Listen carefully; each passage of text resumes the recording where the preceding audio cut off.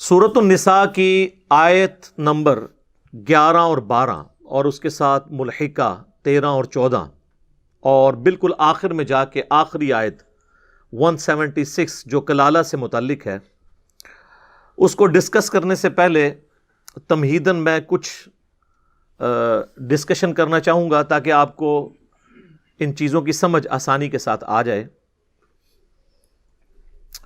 سورۃ النساء کی جو یہ آیات ہیں، انہوں نے اسلام میں جو قانون وراثت ہے اس کو بیان کیا ہے، اور یہ آیات ناسخ ہیں سورۃ البقرہ کی آیت نمبر 180، 180، 181 اور 182 کنزیکٹیو 3 آیات سورۃ البقرہ میں آئی ہیں، جس میں پہلے حکم یہ نازل ہوا تھا کہ ہر مسلمان پہ یہ فرض ہے کہ اس نے مرنے سے پہلے اپنے قریبی رشتہ داروں کے لیے اپنی مال و دولت میں کوئی وصیت لکھوا دینی ہے۔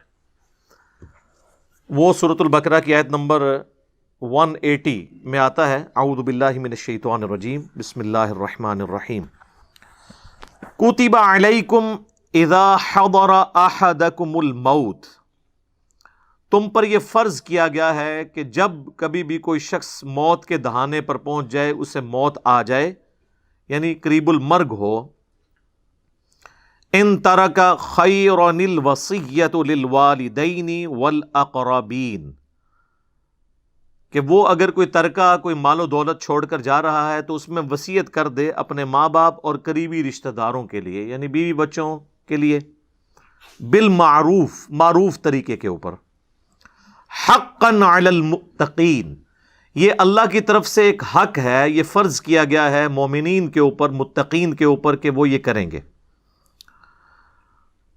فمن بدلہ بعد ما سمعہ، اور اس کے مرنے کے بعد جو کوئی اس کی وصیت کو بدل دے گا، فإنما اثمہ علی الذین یبدلونہ، تو اس کا گناہ ان لوگوں پر ہوگا جنہوں نے اس کے مرنے کے بعد اس کی وصیت کو بدل دیا۔ یعنی اس نے وصیت کی کہ اتنا مال میرے ماں باپ کو ملے، اور بعد میں اس کی اولاد میں سے کوئی قابض ہو کر ماں باپ کو محروم کر دے، تو گناہ جو ہے وہ ان لوگوں پہ ہوگا، اس میت کے اوپر کوئی گناہ نہیں ہے۔ ان اللہ سمیع علیم، بے شک اللہ تعالیٰ سننے والا ہے، علم والا ہے، ایک ایک چیز نوٹ کر رہا ہے، جس کی جو غلطی ہے اس کو اس پہ سزا دی جائے گی۔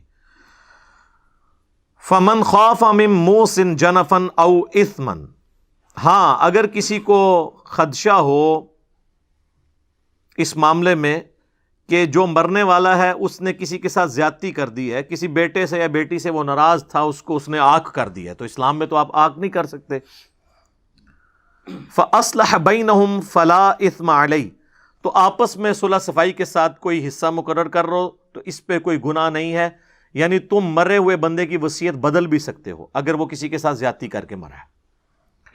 ان اللہ غفور الرحیم، بے شک اللہ تعالیٰ بخشنے والا ہے، مہربان ہے۔ تو یہ جو آیات تھی نا، ان میں حکم تھا کہ مرنے سے پہلے وصیت کرنی ہے، اور دیکھ لیں اس میں ماں باپ کا اور قریبی رشتہ داروں کا ذکر آیا، لیکن یہ سورۃ البقرہ ہے جو شریعت محمدیہ صلی اللہ علیہ وآلہ وسلم کا بلیو پرنٹ اور ابتدائی خاکہ ہے، اور شریعت محمدیہ صلی اللہ علیہ وآلہ وسلم کے جو فائنل احکام ہیں وہ سورۃ النساء اور سورۃ المائدہ میں ہے۔ اب ہم پڑھ رہے ہیں سورۃ النساء، تو اس میں یہ جو آیات ہیں، سورہ نساء کی آیت نمبر 11 اور 12 اور پھر آخری آیت 176، ان آیات نے سورۃ البقرہ کی ان 3 آیات کو منسوخ کر دیا، یہ ناسخ ہیں۔ وہ اکثر علماء کہہ رہے ہوتے ہیں جی ناسخ و منسوخ کا علم پتہ ہونا چاہیے۔ بمشکل 5 قرآن میں آیات ہیں جو منسوخ ہوئی ہیں، اور ان کی ناسخ آیات قرآن میں موجود ہیں، تو آلموسٹ 6,500 کے قریب آیات ہیں۔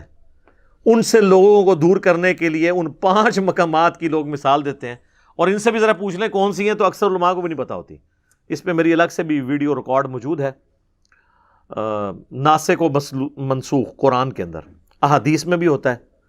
تو یہ آیات جو ہیں اس کو منسوخ کرنے والی ہیں، کیونکہ ان آیات میں سورۃ النساء کے اندر اللہ تعالیٰ نے خود ہی حصہ مقرر کر دیا کہ آٹومیٹکلی جو بندہ مرے گا نا اس کے ماں باپ کو اتنا حصہ ملے گا، اس کی بیویوں کو اتنا حصہ ملے گا، اس کی اولاد کو اتنا حصہ ملے گا، اور اگر اولاد نرینہ نہیں ہے تو پھر اس کے بہن بھائیوں کو اتنا حصہ ملے گا، اور اگر کلالہ ہے تو پھر اس کے بہن بھائیوں کو اتنا حصہ ملے گا۔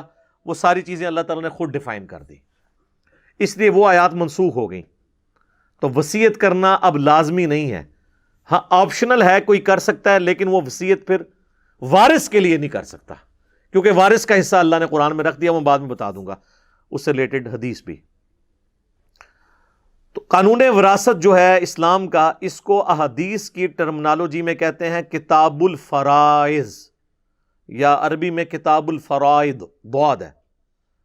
جس طرح ہم طہارت سے جو متعلق احادیث ہیں وہ کتاب الطہارہ ہوتی ہے، روزوں سے متعلق احادیث کتاب الصیام یا کتاب الصوم میں ہوتی ہیں، اسی طریقے سے تقدیر سے متعلق جو احادیث ہیں وہ کتاب القدر میں ہوتی ہیں، یعنی یہ چیپٹرز کے نام ہیں۔ خوابوں سے متعلق کتاب الرؤیا کے اندر ہوتی ہیں۔ اس طرح جو وراثت کے قوانین کی جو احادیث ہے نا، اس کے لیے جو محدثین نے ٹرم ڈیوائز کی ہے وہ ہے کتاب الفرائض، اور عربی میں ہوگا ضاد پڑھیں گے کتاب الفرائض۔ تو کتاب الفرائض جو ہے یہ چیپٹرز ہیں باقاعدہ احادیث کی کتابوں میں، اور اگر آپ کو کمبائنڈ فارم میں وہ احادیث چاہیے تو آپ مشکات المصابیح کی دوسری جلد کے اندر 39 احادیث اس سے متعلق ہیں، انٹرنیشنل نمبرنگ کے مطابق 3041 سے لے کر 3079 تک کتاب الفرائض چیپٹر میں۔ اس سے پیچھے بھی 2-3 چیپٹر ہیں ہدیہ اور ہبہ سے ریلیٹڈ، وہ بھی آپ ملائیں تو یہ آلموسٹ 60-70 کے قریب احادیث ساری جو مین سٹریم کی کتابوں کی آپ کو مشکات میں مل جائیں گی۔ اسی لیے میں بار بار کہتا ہوں کہ مشکات شریف آپ ضرور اپنے پاس رکھیں۔ اس کا PDF آپ فری ڈاؤن لوڈ کر سکتے ہیں ہماری ویب سائٹ اہلسنتپاک.com سے، اور اگر آپ نے ڈاک میں یہ منگوانی ہے تو ہماری اکیڈمی کا نمبر صبح 9 سے شام 5 بجے تک آلموسٹ کھلا ہوتا ہے، بیچ میں نمازوں کا وقفہ ہے، بعض اوقات نمبر بیزی بھی رہتا ہے، اتنی زیادہ کالز آ رہی ہوتی ہیں، تو نو پروفٹ نو لاس کے اوپر TCS آپ کے گھر ہم صرف 2500 روپیز میں کروا دیں گے۔ اور یہ 3 جلدیں ہیں، آلموسٹ 800-900 صفحوں کی ایک جلد ہے۔ ایک جلد کی فوٹو کاپی 2000 میں نہیں ہو سکتی، اور ہم تینوں جلدیں اکیڈمی سے آ کے لیں تو 2000 کی، اور ڈاک میں منگوائیں تو 2500 کی، کیونکہ ہم نے TCS کروانا ہوتا ہے۔ تو نو پروفٹ نو لاس کے اوپر ہم دے رہے ہوتے ہیں تاکہ لوگ کتابوں کے ساتھ شغف رکھیں۔ تو اسے میں نے ڈکلیئر کیا ہے انسائکلوپیڈیا آف حدیث، بخاری، مسلم، ابو داؤد، ترمذی، نسائی، ابن ماجہ، اس کے علاوہ بھی آلموسٹ کل 13 کتابوں کے نوٹس ہیں اہل سنت کی مین سٹریم کی مشکات المصابیح کے اندر۔ یوٹیوب پہ میری ایک ویڈیو بھی ہے انٹروڈکشن آف مشکات، وہ آپ دیکھ لیں تو میں نے کافی تفصیل سے اس پہ گفتگو کی ہے۔ تو یہ مشکات اگر آپ کے پاس آ گئی تو آلموسٹ تمام ٹاپکس پہ میجورٹی احادیث آپ کے پاس ایک جگہ پہ آئیں گی، اور یہ بہت بڑی خدمت ہے۔ آج سے آلموسٹ 700 سال پہلے امام ولی الدین تبریزی المتوفی 748 ہجری، اب یہ چل رہا ہے 1442 ہجری، تو آلموسٹ 8 سے 700 سال پہلے انہوں نے یہ کتاب لکھی ہے۔ پوری دنیا کے اندر یہ اہل سنت کے مدارس کے اندر تمام مکاتب فکر جتنے ہیں ان میں پڑھائی جاتی ہے۔ تو اس کے اندر آپ کو کتاب الفرائض چیپٹر میں وہ ساری احادیث مل جائیں گی انشاءاللہ تعالی۔ قانون وراثت کے کانٹیکسٹ میں 3 ٹرمنالوجیز، 3 اصطلاحات کو آپ سمجھ لیں۔ نمبر 1 ہے ہدیہ، یا اسے ہبہ بھی کہتے ہیں، اسے عطا بھی کہتے ہیں، اسے اردو میں تحفہ بھی کہتے ہیں۔ دوسری ٹرم ہے وصیت۔ وصیت یہ ہے کہ کوئی شخص یہ کہے کہ میرے مرنے کے بعد یہ فلاں کو مل جائے۔ ہبہ یہ ہے کہ وہ اپنی زندگی میں کسی کو گفٹ کر دے۔ اور تیسری ٹرم ہے وراثت۔ وراثت یہ ہے کہ آٹومیٹکلی مرنے کے بعد جن جن کا حصہ اس دولت میں بنتا ہے وہ ان کو مل جائے گا۔ تو یہ تینوں ٹرمز الگ سے ہیں، ہبہ یا جسے ہدیہ بھی کہتے ہیں یا گفٹ، وصیت یعنی میرے مرنے کے بعد، گفٹ ہے اپنی زندگی میں اپنے ہاتھوں سے وصیت میرے مرنے کے بعد فلاں کو ملے، زندگی میں ہی مالک ہوں، اور وراثت آٹومیٹکلی ٹرانسفر ہو جائے گی مرنے کے بعد جس کا جو حصہ ہے۔ اب آ جائے اس میں پہلی ٹرم جو ہے ہدیہ۔ ہدیہ اور گفٹ یہ آپ اپنی زندگی میں اپنے قریبی رشتہ داروں کو بھی کر سکتے ہیں، کسی این جی او کو بھی کر سکتے ہیں، کسی مدرسے کو بھی کر سکتے ہیں، لیکن اولاد میں جب کریں گے تو آپ نے ایکولی ڈسٹریبیوٹ کرنا ہوگا، اور اس میں مرد و عورت کی تفریق بھی نہیں ہوگی، لڑکی ہے یا لڑکا برابر کا حصہ ہوگا۔ اس کانٹیکسٹ میں حدیث ہے صحیح بخاری اور صحیح مسلم کے اندر، سیدنا نعمان ابن بشیر رضی اللہ تعالیٰ عنہ کہتے ہیں کہ میرے والد مجھے نبی علیہ السلام کی خدمت میں لے گئے اور عرض کیا اللہ کے رسول، میں نے یہ اپنا جو بچہ ہے اس کو ایک غلام ہبہ کیا ہے، ہدیہ دیا ہے، تحفہ دیا ہے۔ تو آپ صلی اللہ علیہ وآلہ وسلم نے پہلا سوال یہی کیا کہ کیا تم نے اپنی باقی اولاد کو بھی ایک ایک غلام گفٹ کیا ہے؟ تو انہوں نے کہا نہیں۔ تو آپ نے فرمایا کیا تم یہ خواہش رکھتے ہو کہ تمہاری باقی اولاد بھی تمہارے ساتھ حسن سلوک کرے جس طرح یہ کرتا ہے؟ ان کا یا رسول اللہ جی، اپنے آگ لینے کے لیے تو ہر کو بندہ ہی تیار ہوتا ہے۔ تو آپ نے فرمایا کہ پھر تم باقی اولاد کو بھی ایک ایک غلام گفٹ کرو، یا پھر اس سے بھی واپس لے لو۔ اور مسلم شریف میں تو یہاں تک الفاظ ہیں کہ انہوں نے عرض کیا اللہ کے رسول صلی اللہ علیہ وآلہ وسلم، میں آپ کو گواہ کرتا ہوں کہ میں نے اپنے اس لائق فائق بچے کو ایک غلام گفٹ کر دیا ہے۔ تو آپ نے فرمایا مجھے اس گناہ کے کام کے اوپر، اس ظلم کے اوپر مجھے گواہ نہ کرو جب تک تم باقی اولاد کو بھی اتنا حصہ نہیں دیتے ہو۔ اور یہ ہے گفٹ، ہدیہ، اپنی زندگی میں دینا۔ اس حوالے سے ایک اور حدیث ہے صحیح بخاری کے اندر کہ اللہ کے محبوب صلی اللہ علیہ وآلہ وسلم نے فرمایا کسی کو گفٹ دے کر واپس لینے والا ایسا ہی ہے جیسا کہ کوئی کتا قے کر کے اس کو چاٹ لے، اور ہمارے لیے ایسی بری مثال نہیں ہو سکتی۔ یعنی نبی علیہ السلام نے فرمایا کہ گفٹ کسی کو دے کے واپس نہیں آپ لیں گے، یہ حرام ہے۔ اس کو سپورٹیو حدیث وہ ترمذی اور ابو داؤد کی بھی ہے جو مشکات کے اندر بھی موجود ہے، اور یہ ساری حدیثیں آپ کو مشکات میں اس چیپٹر میں مل جائیں گی انشاءاللہ، کہ نبی علیہ السلام نے فرمایا کہ کسی کے لیے یہ حلال نہیں کہ وہ کسی کو گفٹ دے کے واپس لے لے، سوائے باپ کے کہ وہ اپنی اولاد کو کوئی گفٹ دے تو وہ واپس لے سکتا ہے، کیونکہ وہ الگ سے حدیث ہے سنن ابن ماجہ کے اندر کہ تو اور تیرا مال تیرے باپ کا ہے۔ باپ اگر اولاد کو گفٹ دیتا ہے نا تو واپس لے سکتا ہے، اور آپ کسی کو گفٹ دیں گے تو آپ واپس نہیں لیں گے، کیونکہ نبی علیہ السلام نے اسے کتے کی مثال بیان کیا اور کہا کہ یہ بری مثال ہے۔ لیکن یہاں پہ یاد رکھیے گا کہ ماں باپ اپنی اولاد کو آنکھ نہیں کر سکتے۔ اکثر ناراض ہو جاتے ہیں تو کہتے ہیں کہ وہ اخبار میں بھی اشتہار دے دیتے ہیں کہ جی میں اپنی ساری منقولہ غیر منقولہ فلاں، وہ پوری جوڈیشری کی لینگویج میں وہ لکھا ہوتا ہے، اس سے میں اپنی اولاد کو آگ کرتا ہوں۔ پاکستان کے قانون میں تو وہ چیز اسٹیبلش ہو جاتی ہے، لیکن اسلام میں کوئی باپ اپنی اولاد کو آگ نہیں کر سکتا، اس طریقے سے باقی رشتہ دار بھی، کیونکہ اللہ کے حکم کو توڑ نہیں سکتے نا۔ قطع رحمی تو آپ کر ہی نہیں سکتے، رحمی رشتوں کو کون کاٹ سکتا ہے؟ کوئی کتنا بھی نافرمان بیٹا ہو، باپ یہ تو نہیں کہہ سکتا یہ میری اولاد نہیں ہے۔ اور دوسرا، مال و دولت تو اللہ کا دیا ہوا ہے، وہ اگلی نسل میں ٹرانسفر ہونا ہی ہونا ہے، کوئی ماں باپ اپنی اولاد کو آنکھ نہیں کر سکتے۔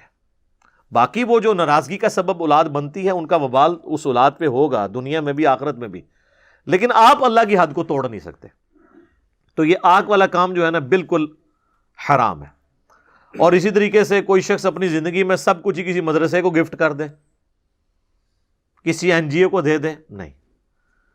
آپ اپنی زندگی میں گفٹ بھی کریں گے نا تو اپنے پورے مال کا 1/3 حصہ صرف گفٹ کر سکتے ہیں، اور یہ بھی زیادہ سے زیادہ ہے اور پسندیدہ نہیں ہے۔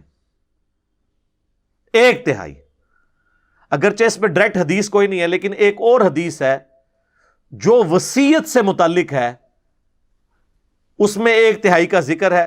اس کو دیکھتے ہوئے اکثر جو اہل سنت کے علماء ہیں ان کا یہی موقف ہے کہ آپ اپنا 1/3 سے زیادہ مال کسی کو گفٹ نہیں کر سکتے، اور نہ اپنی زندگی میں اپنے ہاتھوں سے وراثت تقسیم کر سکتے ہیں.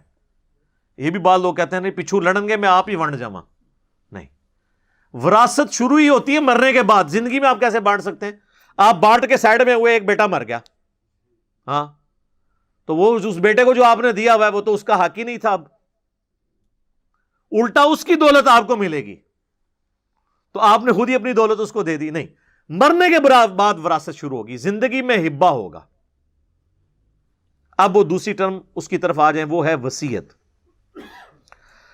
وصیت کے حوالے سے جامعہ ترمذی اور ابو داؤد میں حدیث ہے جو مشکات میں موجود ہے کہ اللہ کے محبوب صلی اللہ علیہ وآلہ وسلم نے فرمایا کہ اللہ نے اپنی کتاب کے اندر وارث کا حصہ رکھ دیا ہے، یعنی قرآن کے اندر. اب کسی کے لیے حلال نہیں کہ وہ اپنے وارث کے لیے کوئی وصیت کرے کہ یعنی یہ میرا بیٹا بڑا خدمت گزار ہے تو اس کو وہ حصہ تو ملے ہی ملے جو میرے مرنے کے بعد جائیداد میں سے ملنا ہے، اور کچھ میرا یہ فالتو جو چیز ہے یہ بھی اس کو ملے. نہیں، اس کو اتنا ہی ملنا ہے جتنا اللہ نے اپنی کتاب کے اندر رکھا ہے. تو وارث کے لیے وصیت نہیں ہو سکتی. وصیت ادر دین وارث ہوگی. مثلا کسی لے پالک بچے کو آپ وصیت کر سکتے ہیں کیونکہ وہ تو آپ کا حقیقی نہیں ہے، تو آپ کی وراثت تو نہیں اسے ملے گی.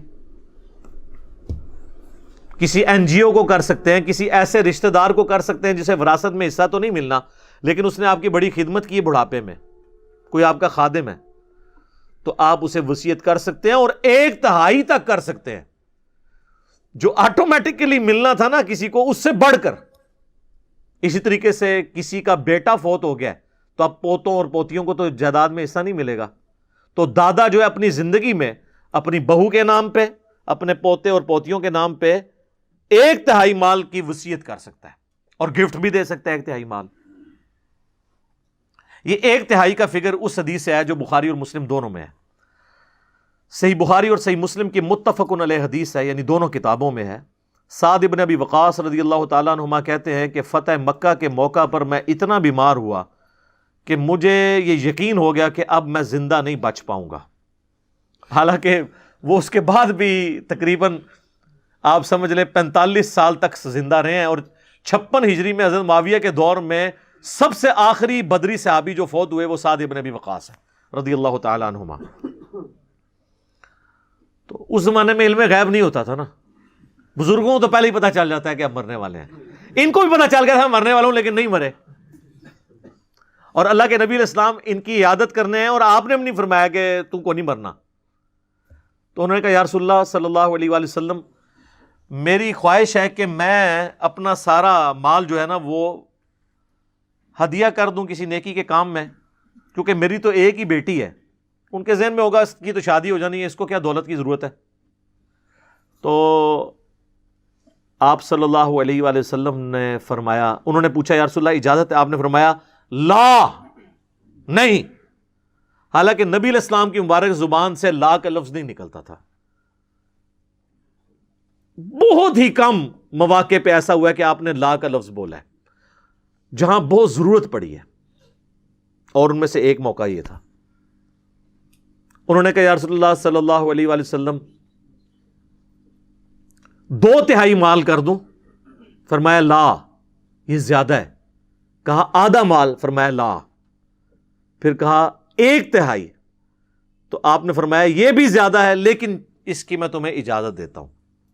تو اس سے پتا چلا کہ وصیت، ہبہ، یہ ساری چیزوں میں یہ بنیادی حدیث یہ ہے بخاری اور مسلم کی کہ 1/3 سے زیادہ نہیں کرنا. سارا کچھ ہی دے کے چلے جائیں گے تو پچھڑوں کو کیا ملنا ہے. اور یہی بات آپ علیہ السلام نے کی. آپ نے فرمایا صلی اللہ علیہ وآلہ وسلم کہ انسان جو کچھ اپنی بیوی بچوں پہ خرچ کرتا ہے حتیٰ کہ ان کے منہ میں لقمہ بھی ڈالتا ہے، یہ بھی اللہ کے حضور نیکی ہے. سعد بن ابی وقاص کو فرمایا. اور پھر فرمایا آپ صلی اللہ علیہ وآلہ وسلم نے کہ اپنی اولاد کے لیے کچھ چھوڑ کر مرو، یہ اس سے بہتر ہے کہ تمہارے مرنے کے بعد وہ لوگوں سے مانگتی پھرے. اور جو تم اپنی اولاد کے لیے بھی چھوڑ کے مرو گے نا تو وہ ثواب ہے. عام لوگ یہی سمجھتے ہیں، اور مولوی ان کو پٹی یہی پڑھاتے ہیں کہ یہ مدرسے نو لکھ دو. وہ یہ سمجھتے ہیں کہ مدرسے کو لکھ دیا تو ثواب ہوگا، اور اگر میری اولاد کو وراثت گئی تو ثواب نہیں ہوگا. نہیں بھائی، اولاد کو بھی جائے گا تو ثواب ہوگا، ثواب تو ہونا ہے.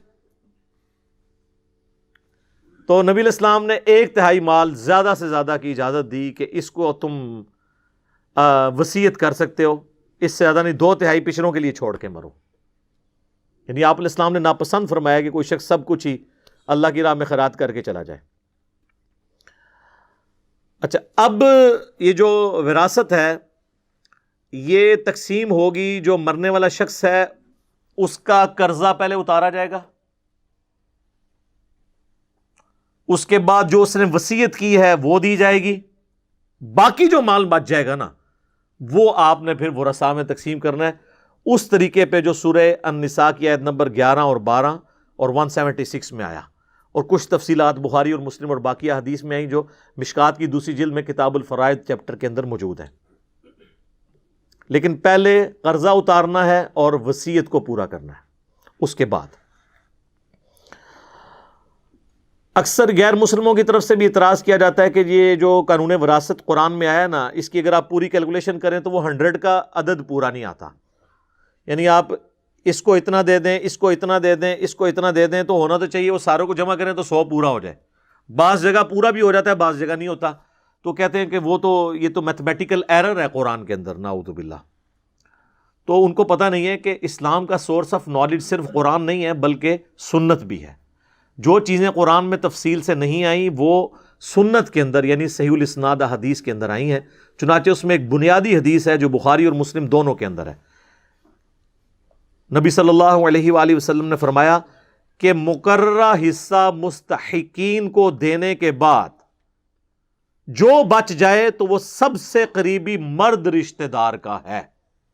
یعنی آپ نے جائیداد تقسیم کی اور کچھ بچ گئی، اس تقسیم کے بعد بھی جو اللہ نے مقرر کی ہے تو سب سے قریبی جو مرد رشتہ دار ہے اس کو ملے گا.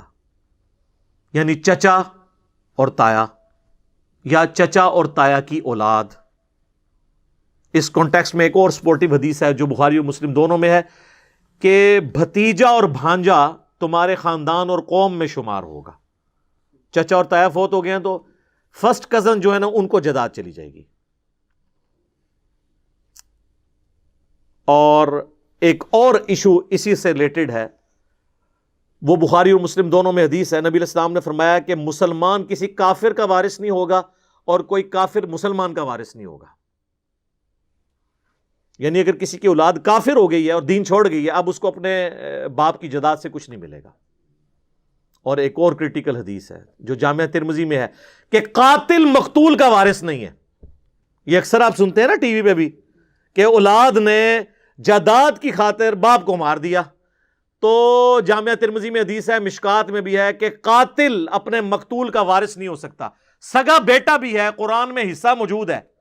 اب قرآن میں تو یہ بات نہیں لکھی ہوئی تھی لیکن قرآن کے یہ خلاف نہیں ہے، کیونکہ قرآن میں یہ بھی نہیں لکھا ہوا کہ جو قاتل ہے وہ مقتول کا وارث ہوگا. اکثر لوگ کہتے ہیں جی قرآن کے خلاف ہو گیا، جی قرآن میں تو ہے کہ اولاد کو ملے گا. خلاف تب ہوگا جب 180 ڈگری سٹیٹمنٹ ہوگی. تو قرآن میں کہیں لکھا ہوا ہے کہ قاتل جو ہے وہ اپنے مقتول کا وارث ہو سکتا ہے. وہ کہتے ہیں نہیں لکھا تو نہیں ہوا لیکن انڈرسٹوڈ ہے. نہیں، انڈرسٹوڈ نہیں ہوتا. وہ ترمذی میں حدیث ہے اور لاجیکل ہے، ورنہ تو سارے ایک دوسرے کو چکیاں بن گے تو جائیداد مالک ہو جان گے. تو یہاں پہ لوگ جائیداد ہتھیانے کے لیے قتل نہیں کر دیتے. تو جو قاتل ہے نا، وہ جس کو قتل کر رہا ہے نا، چاہے اس کا بیٹا ہے، اس کا بھائی ہے، وہ اس کی جائیداد میں سے اسے 0 سزا تو اس نے دنیا اور آخرت میں بھگتنی ہے، جائیداد نہیں اسے ملے گی. اسی طریقے سے صحیح بخاری میں حدیث ہے کہ بیٹی کے لیے آدھا حصہ ہے اور پوتی کے لیے 1/6 ہے. اگر جو مرنے والے کی سچویشن ایسی ہے کہ وہ اس کے ماں باپ بھی نہیں تو اس طریقے سے آگے بھی ٹرانسفر ہوگی. اچھا، یہ میں وراثت کے قوانین کے حوالے سے آپ کو بتا دوں کہ پیٹ مسائل جو قرآن میں آئے نا اس پہ تو ہے اتفاق. باقی چھوٹی موٹی ڈیٹیلز کے اندر اہل سنت کے اندر بھی اختلاف پایا جاتا ہے اور سنی شیعہ کنفلکٹ میں بھی اختلاف رائے موجود ہے. لہٰذا ان مسائل میں زیادہ الجھنے کی ضرورت نہیں ہے. جو آپ کو بہتر رائے لگتی ہے نا وہ آپ کر لیں. اصل جو چیز پوری کرنے والی جو بنیادی باتیں ہیں وہ وہی ہیں جو قرآن کے اندر آئی ہوئی ہیں. باقی چیزوں کو اللہ تعالیٰ نے خود اجتہاداً چھوڑ دیا ہے. جو بھی بیٹر سچویشن ہوگی اس کے مطابق عمل کر لیا جائے. اسی طریقے سے میرے بھائیوں، جو ابو داؤد میں ایک اور حدیث ہے کہ ماں نہ ہو تو دادی کے لیے 1/6 حصہ ہوگا. تو دادی کو وراثت مل جائے گی. دادے کی وراثت پوتے تک نہیں آتی, لیکن پوتا اور پوتی کی وراثت چلی جاتی ہے ادھر تک. اب کسی کے دماغ میں ہے کہ ایسا کیوں ہے, تو قرآن میں اس کا ذکر آ جائے گا انہی آیات میں کہ اللہ بہتر جانتا ہے کہ کون کس چیز کا زیادہ حقدار ہے. مورل لاز جو ہے نا وہ ہوتے ہیں ریویلڈ نالج, وہی کے علم سے. آپ اپنے سوشل لاز بنا سکتے ہیں جو اس اعتبار سے ٹریفک کے قوانین بھی بنا لیں, لیکن جو مورل ویلیوز ہیں نا یہ اللہ نے بتانی ہے. ورنہ تو مرد کوئی قانون بنائیں گے تو وہ مردوں کو ڈومینیٹ رکھیں گے, عورتیں کوئی قانون بنائیں گی تو عورتوں کو ڈومینیٹ رکھیں گے. یعنی اگر مردوں کے اختیار میں ہوتا تو یہ حدیث وہ اپنے بارے میں کر لیتے ہیں, جو حدیث ہے سنن نسائی میں کہ جنت تیری ماں کے قدموں کے پاس ہے. تو مردوں پہ ہوتا تو وہ کہتے ہیں نہیں باپ کے قدموں کے پاس ہے. ٹھیک ہے, تو یہ ڈیفائن انہوں نے نہیں کرنا, بلکہ جس طرح بخاری مسلم میں ایک اور حدیث ہے کہ ایک صحابی نے کہا مجھ پہ سب سے زیادہ حق کس کا ہے, میری حسن سلوک کے سب سے زیادہ حقدار اس روئے عرض پہ کون ہے؟ فرمایا تیری ماں. دوسری بار پوچھا فرمایا تیری ماں. تیسری بار پوچھا فرمایا تیری ماں. چوتھی دفعہ فرمایا تیرا باپ. تو وومن رائٹس اسلام نے اس حوالے سے دی ہیں کہ ماں کا 3 گنا زیادہ حق ہے اپنی اولاد پہ ایز کمپیئر ٹو باپ کے. اب مردوں پہ ہوتا تو انہوں نے 3 اپنے رکھنے تھے اور 1 ماں کا, یا بہت کوئی زور لگاتے تو برابر برابر رکھ لیتے. تو مورل لاز کس نے بتانے ہیں؟ اللہ نے, جو کریٹر ہے. اب میرے بھائیوں جو وراثت کی آیات ہیں ان کو ہم ڈسکس کرتے ہیں, لیکن میں ایک بلو پرنٹ آپ کے سامنے رکھ دیتا ہوں اوورال ان آیات کا, تاکہ آپ کو پتہ چل جائے بنیادی قانون جو اس کے اندر بیان ہوا ہے کہ میجورٹی کیسز میں یہی ہے کہ مرد کو 2 حصے ملے گا وراثت کا, عورت کو 1. اور اس میں حکمت یہ ہے کہ عورت نے تو شادی ہو کے دوسری جگہ جانا ہے, ادھر سے بھی اس کو حصہ ملنا ہوتا ہے, اور مرد نے چونکہ خاندان کے معاملات چلانے ہوتے ہیں, عورت نے تو باہر جا کے کام کر کے تو نہیں سارے معاملات چلانے ہوتے ہیں.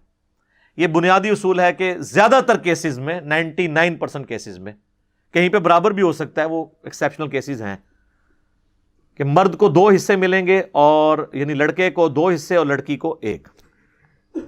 اور زیادہ تر کیسز میں اسی طریقے سے کیس بنے گا کہ ماں باپ بھی کسی کے ہیں مرنے والے, اولاد بھی ہے, تو ماں کو 1/6 1/6, باپ کو بھی 1/6, لیکن بیوی کو 1/8 اس کو کم ملے گا. اور اگر 1 سے زیادہ بیوی ہیں تو 1/8 ہی ان میں ڈیوائڈ ہوگا. یہ نہیں ہے کہ ہر بیوی کو الگ الگ 1/8 ملے گا, نہیں, 1/8 ہے. 2 بیوی ہیں تو دونوں کو 1/16 مل جائے گا, وہ جمع کریں گے 1/8 ہو جائے گا. لیکن ماں باپ کو اللہ نے زیادہ حصہ دیا ہوا ہے کہ ماں کو الگ سے 1/6 ملے گا, باپ کو الگ سے 1/6 ملے گا. اور لڑکا ہے تو 2 حصے اور لڑکی ہے تو 1 حصہ. لیکن لڑکا اور لڑکی کے یہ حصے بعد میں ملیں گے.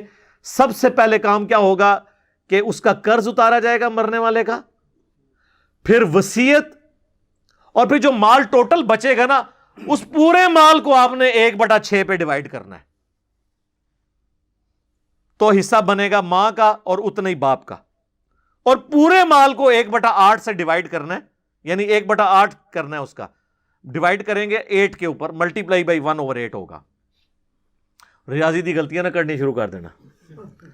تو 6 پہ ڈیوائڈ کریں گے پورے مال کو, تو ماں کا پورے مال میں سے اور اتنا ہی باپ کا, اور پورے مال کو ڈیوائڈ کریں گے 8 کے اوپر تو بیوی کا, اور اب جو بچ گیا تو وہ کتنا بچے گا, سارے نکال کے نا, اب کچھ رقم بچ جائے گی, مال و دولت کچھ بھی, تو اس کو آپ نے اس طرح ڈیوائڈ کرنا ہے کہ لڑکی کو 2 حصہ اور لڑکے کو 2 حصے اور لڑکی کو 1.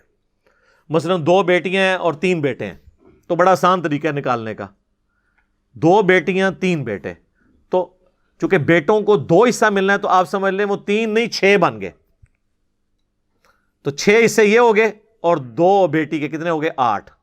تو جو مال بچ گیا اس کو 8 پہ ڈیوائڈ کریں گے, جو رقم نکلے بیٹی کو اتنی, اور جو رقم نکلے اس سے ڈبل بیٹوں کو. تو یہ آسان طریقہ ہے کیلکولیٹ کرنے کا. باقی پھر اس میں یعنی اگر اولاد نہیں ہے تو پھر بیوی کو ڈبل ہو جائے گا, 1/8 کی بجائے 1/4 آ جائے گا. اور اس طریقے سے بیوی مری ہے تو خاوند کو ملے گا 1/4، اور اگر اولاد نہیں ہے اس کی تو پھر خاوند کو ڈبل ملے گا، آدھا۔ تو یہ اس کی باریکی ہیں، وہ انشاءاللہ ساتھ ساتھ کور میں کر دوں گا۔ میں آپ کو نومیریکل کے طور پر ایک مثال بیان کر دیتا ہوں کہ سپوز ایک بندہ 10 لاکھ روپے کا مال و دولت چھوڑ کر مرا ہے، اس کی جیولری، اس کی جائیداد، زمینیں ملا کے اس کی ٹوٹل مالیت 10 لاکھ ہے۔ اچھا، اکثر لوگ فون کر کے پوچھ رہے ہوتے ہیں جی مکان ہے جی کس طرح تقسیم کریں؟ سر دنیا کوئی فارمولہ نہیں مکان نو تقسیم کرنے دا کہ اینیاں اٹاں فلانے نو دے دو، مکان ہے تو اس کو لیکویڈیٹ کریں۔ وراثت کے مسائل ہمیں لوگ آگے پوچھتے ہیں، میرے بھائی ہم آپ کو اصول بتائیں گے، اب وہ کام آگے تو پراپرٹی ڈیلر کا کام تو ہم نے نہیں کرنا۔ آپ کو یہ تو بتا سکتے ہیں شادی کرنا سنت ہے اور یہ کوالٹیز لڑکے اور لڑکے میں ہو، رشتہ تو آپ کو ڈھونڈ کے نہیں دے سکتے۔ تو یہاں پہ بھی یہ آپ نے خود کرنا ہے، جو بھی دولت ہے اس کو آپ یہ سپوز کر لیں کہ آپ نے اس کو لے کے آنا ہے پیسوں کی فارم میں، اس کے بعد ہی تقسیم ہوگی نا۔ یہ تو ہو ہی نہیں سکتا کہ آپ کہیں جی اتنی دکانیں 3 میں انہوں دے دیا 2.5 انہوں دے دیا، بھائی قیمت جب تک نہیں لگوائیں گے کیسے پتہ چلے گا؟ ایک دکان کی ہو سکتا ہے اس کی ایک دکان 3 سے زیادہ مہنگی ہو، تو بہتر ہے کہ ساری جائیداد کو بیچیں۔ ہاں یہ ہو سکتا ہے کہ اگر ورثہ خود آپس میں کچھ کر لیں طے کر کے، پھر جواز موجود ہے، لیکن وہ والا طے نہ ہو جس طرح وہ کہتے ہیں جی وہ بہنوں نے تو کہہ دیا ہم نے لینا ہی نہیں ہے اور بہنوں نو فارغ کر دیں۔ میں تک نہ کسی بھن دے ہاتھ جا کے تسی 3 لاکھ روپے رکھو تو پھر بھرا نو کہ اے لے بھرا ہے گفٹ لے لے۔ وہ بہنوں کو پتہ ہوتا ہے کہ جناب یا بھرا رکھ لئیے یا جائیداد لے لئیے، کیونکہ عورتوں کو تو ہر وقت انسیکیورٹی رہتی ہے نا کہ اگر ہم یہاں سے طلاق ہوگی تو پیچھے ہم کہاں جائیں گی۔ تو ان کو رشتہ داروں کا، اور اکثر اوقات عورتوں کے اندر یہ خامی ہے کہ ان کو اپنے بھائی اور بھائیوں کی اولاد بعض اوقات اپنے خاوند اور اپنی اولاد سے بڑھ کے عزیز ہوتے ہیں، چاہے وہ جتنا مرضی ذلیل کریں ان کو۔ تو اس لیے وہ کہتے ہیں جائیداد نہ ہی لیں ان سے۔ ویسے تو آپ ذرا جو کہتے ہیں نا جی اس طرح گفٹ ہو سکتا ہے، تو وہ عورت ایک دفعہ پیسے لے اور اپنے خاوند اور بچوں کو بھی بتا دے کہ جی میرا 30 لاکھ روپے مجھے ملا ہے باپ کی طرف سے، تو بچوں میں آپ کو گواہ کرتی ہوں کہ میں اپنے بھائی کو گفٹ کر رہی ہوں، تو میں تک نہ کیڑا بچہ کرن دینا ہے۔ سب کہانیاں بنائی ہوئی ہیں، ان سے نمازیں پڑھوا لیں، داڑیاں رکھوا لیں، باقی سارے نیکی کے کام کروا لیں، بہنوں کی جائیداد یہ ہڑپ کر لیتے ہیں۔ اور وہ ہم پڑھ چکے ہیں سورہ نساء میں کہ جو لوگ یتیموں کا مال نہ حق کھا رہے ہیں، جائیداد چاہے یتیم کی ہو یا غیر یتیم کی، وہ اپنے پیٹوں میں دوزخ کی آگ بھر رہے ہیں۔ ہاں جی، اور بخاری مسلم میں حدیث ہے جس نے ایک بالشت کسی کی زمین دبا لی 9 انچ، 7 زمینوں کا توق اس کے گلے میں ڈالا جائے گا قیامت والے دن۔ یہاں پورے پلاٹ ہڑپ کر جاتے ہیں، مذاق بنایا ہوا ہے، اور پھر کہتے ہیں کہ جی وہ جی بہنوں نے خود ہی معاف کر دیے۔ بہنیں بیچاری کیا کریں؟ اور بعض اوقات یہ بھی کیڑا ہوتا ہے کہ جی وہ یہ بہن جب ہم نے شادی کی تھی اس کو زیور اور ہم نے جہیز دے دیا تھا تو وہی وراثت ہوگی۔ نہ سر، وہ ہبہ ہے، گفٹ ہے۔ وراثت تو مرنے کے بعد ہوتی ہے، اس کا وراثت سے کوئی تعلق نہیں ہے، وراثت تو آپ کو دینی ہوگی۔ اور کئی اس سے زیادہ ہوشیار بنتے ہیں نا تو وہ مطلب اپنی زندگی میں ہی نا وہ جو ماں باپ ہے نا وہ اپنے بیٹوں کے نام کر کے نا جائیداد، اور بیٹیوں کہتے ہیں کہ تنو اینا نا سی زیور پاتا ہے جہیز تو تسی تو وراثت نہیں لبنی۔ تو اب مجھے بتائیں بچیوں نے کیا ماں باپ کو کیا کہنا ہے؟ زیادتی کر رہے ہوتے ہیں۔ ہمارے پاس تو کئی ایسے نیک سیرت لوگ بھی آئے کہ انہوں نے کہا کہ جی ہمارا باپ اس طرح ہماری بہنوں کو محروم کر گیا تھا، لیکن ہم چاہتے ہیں کہ اپنے باپ کو اس عذاب سے بچائیں جو آخرت میں وہ بھگت رہا ہوگا، تو اب مرنے کے بعد ہم بہنوں کو جائیداد دے دیں۔ تو میں کہتا ہوں بالکل ضرور دیں۔ اور کئی لوگ کہتے ہیں جی خود بھگتیں گے، ہمارا تو کوئی قصور نہیں ہے۔ تو پھر میں ان کہتا ہوں لعنت ہے تیری اولاد ہونے کے اوپر کہ جس باپ نے اتنی محنت سے کمایا تیرے لیے، اور کمایا اس نے تھا اور تجھے دے کے چلا گیا، اور تو اس کے کمائے ہوئے سے اس کی بچیوں کو دے کر اس کو آخرت کے عذاب سے بچانے کے لیے تیار نہیں ہو رہا، تو لعنت ہے تیرے اوپر۔ تو کیسی اولاد ہے کہ تو نے کمایا بھی نہیں، کمایا تیرے باپ نے تھا، تجھے گفٹ کر گیا، غلط کام کر گیا، اور اب تو اپنے باپ کو عذاب سے بچانے کے لیے اپنے باپ کا مال ہی اسی کی اولاد کو دینے کے لیے تیار نہیں ہو رہا۔ تو یہ بھی لوگ کرتے ہیں۔ تو انسان کو غور کرنا چاہیے کہ وہ صرف چند ایک رسومات تک دین کو فالو کر رہا ہے، کیا وراثت کے قوانین میں بھی اس نے دین کا کوئی حصہ رکھا ہوا ہے، یا اس کو اسی طریقے سے چھوڑ دیا؟ تو اب سپوز کوئی بندہ 10 لاکھ روپے چھوڑ کر مرا ہے، 2 لاکھ اس پہ قرضہ تھا، باقی کتنے رہ گئے؟ 8 لاکھ۔ 1,00,000 کی اس نے کوئی وصیت کی ہوئی تھی کسی این جی او کے لیے, مدرسے کے لیے, کسی غریب آدمی کے لیے. باقی کتنے رہ گئے؟ 7,00,000. اب یہ جو 7,00,000 بچا ہے نا, اس کو آپ سیدھا 8 کے اوپر ڈیوائڈ کریں گے اور جو نکلے گا سیدھا اس کی بیوی کو جائے گا. وہ بن رہا ہے 87,500. اور اگر 2 بیوی ہیں تو 87,500 کو 2 پہ ڈیوائڈ کر کے دونوں کو آدھا آدھا دیں گے. اور یہ پورا مال 7,00,000 اس کو دوبارہ سے آپ نے ڈیوائڈ کرنا ہے 6 کے اوپر, تو یہ بنے گا 1,16,667. 667. بیوی کا تو بنا تھا 87,500, یہ بنا 1,16,667. 667 زیادہ. تو اتنا ہی ماں کو, اتنا ہی باپ کو. ماں کو بھی دے دیا, باپ کو بھی دے دیا, بیوی کو بھی دے دیا. تو اب جو 7,00,000 میں سے آپ بیوی کا بھی نکال دیں, ماں کا بھی نکال دیں, باپ کا بھی نکال دیں, جو باقی بچے گا نا وہ اب اولاد میں تقسیم ہونا ہے. اگر 2 بیٹے 1 بیٹی ہے تو ہم یہ سمجھ لیں گے کہ 2 نہیں 4 ہیں, کیونکہ بیٹے کو ڈبل ملنا ہے. تو 4 اور 1 بیٹی 5. 5 پہ ڈیوائڈ کریں گے تو جو رقم آئے گی نا وہ آپ دے دیں گے اس کی بیٹی کو, اور اتنی رقم ڈبل کر کے, یعنی 2 دفعہ بیٹے 1 بیٹے کو اور 2 دفعہ دوسرے بیٹے کو. یہ سمپل ہے. باقی میں نے آپ کو ایک جنرل پورا ایک بلیو پرنٹ کلیئر کر دیا. سورہ نساء کی آیت نمبر 11 اور 12 ہم جلدی سے کور کر لیتے ہیں, اور کلالہ والی آیت جو آخری ہے 176 اس کو بھی. باقی جب وراثت کے اس طرح کے ایشو آئے نا تو خود کاپی پینسل لے کے بیٹھنے کی بجائے کسی سمجھدار بندے سے رابطہ کریں, کسی عالم دین کے پاس چلے جائیں اور صرف اس پہ بھی رلائے نہ کر لیں, اس کو کہیں بتائیں کہاں لکھا ہوا ہے, کس طریقے سے ڈیوائڈ ہوگا. اور یہ فون پہ نہیں یہ مسئلے حل ہوتے ہیں. اکثر لوگ فونوں کے چکر میں پڑے ہوتے ہیں, فون پہ نہیں پتا ہوتا. اب فون پہ کیسے پتا ہے کسی پہ کیا قرضہ ہے؟ کئی لوگ مسائل پوچھتے ہیں, وہ آدھی بات بتاتے ہیں آدھی بتاتے نہیں ہیں. فون پہ نہیں ہے, ریٹن میں فتویٰ مانگا جاتا ہے اور اس میں سارے سٹیک ہولڈر موجود ہوں, یہ نہ ہو کہ آپ غلط بیانی کر رہے ہو. تو ہماری اکیڈمی میں لوگوں کے فون آتے رہتے ہیں جی یہ تقسیم کر دیں جی. وہ میرے بھائی پوری دنیا میں اور کوئی جگہ نہیں ہے. وراثت کی تو چیزیں وہ ہیں جو قرآن کے اندر آئی ہیں, اس میں تو اختلاف ہی کوئی نہیں ہے. اس میں تو حنفی شافی والا مسئلہ ہی نہیں وراثت کے قوانین کے اندر. میجورٹی چیزوں میں وہ بہت ایکسیپشنل کیس ہے جس میں کوئی چیز ایسی آ جائے, ادروائز عام جو کیسز ہوتے ہیں نا وہ اسی طریقے سے ہو رہے ہوتے ہیں. تو اس کے لیے جو ہے نا وہ آپ کسی بھی ذمہ دار عالم دین سے رابطہ کریں, خود اس کے پاس کیلکولیٹر لے کے بیٹھ جائیں اور ڈیوائڈ کر کے جو جو حصہ بنتا ہے جس جس کا بنتا ہے وہ اس کو دیں. اور یہ جو بہنوں سے معافی والا چکر ہے نا, اس سے آپ بچ کے ہی رہیں, یہ بہت بڑا فتنہ ہے.